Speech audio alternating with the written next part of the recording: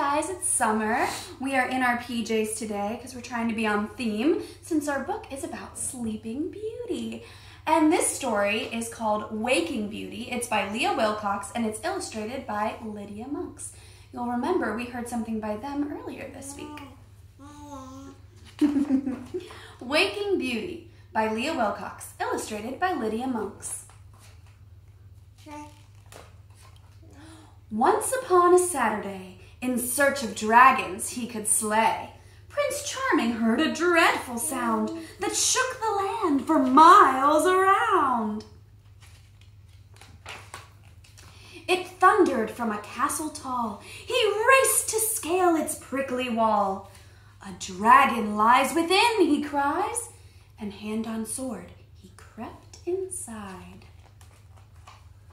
Then hung his head. "Oh, rats," he said, "it's just a snoring girl in bed." "Oh, rats, right, Judah?" He peeked behind her canopy and spied some fairies. 1, 2, 3.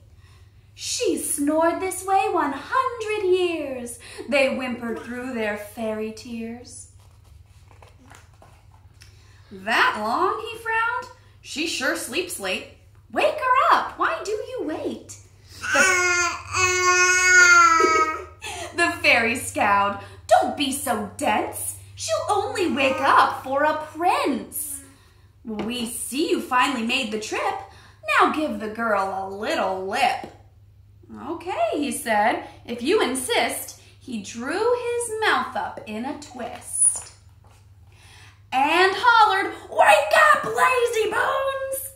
Her snores drowned out the fairies' groans. They shook their heads. "No, not like this. You have to wake her with a..." What do you think?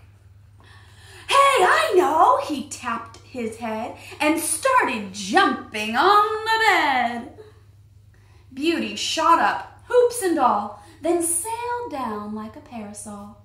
This did not wake the maiden fair, but loosed the cobwebs in her hair. The fairies all began to hiss. "She'll only wake to true loves." "Wait!" Prince Charming waved his hand. "Don't worry, girls. I understand." And stooping o'er her snoring snout, he dumped a water pitcher out.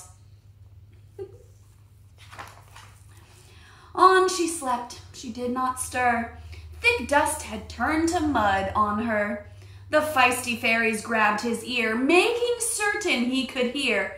"Take careful aim. You must not miss. You have to wake her with a..." "Oh, I know what you were planning." Prince Charming spied a castle cannon. He stuffed the Sleeping Beauty in.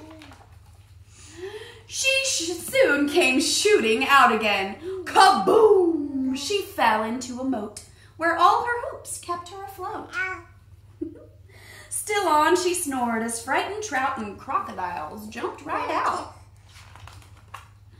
Prince Charming fished the girl ashore. The fairies yelled, "Enough! No more!"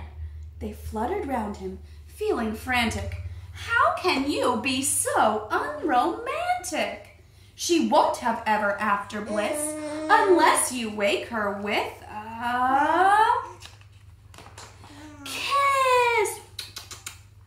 The prince's knees began to shake. His noble heart began to quake. 100 years of morning breath? Wow, that could be the kiss of death. He poked her muddy, matted curls. "I've heard that there are germs on girls." He wiped her mouth clean with his shirt. "I hope," he squeaked, "this doesn't hurt." His puckered lips met Beauty's smack, and in her sleep, she kissed him back. Oh. Prince Charming smiled. "Not bad," he said. The maiden sat up in her bed.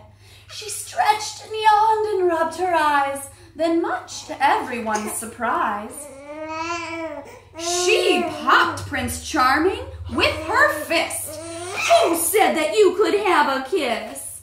The pummeled prince slid down, poor chap, and fell asleep on Beauty's lap. Beauty groaned and bent to shake him. "Fairies, tell me how to wake him."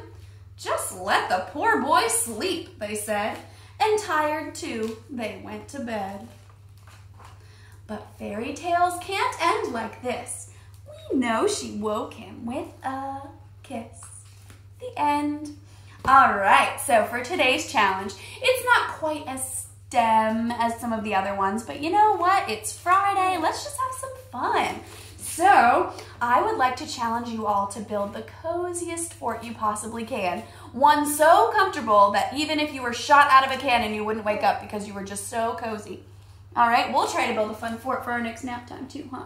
Send me a picture of what you've made. I'd love to see it. And we'll see you guys on Monday. Say bye.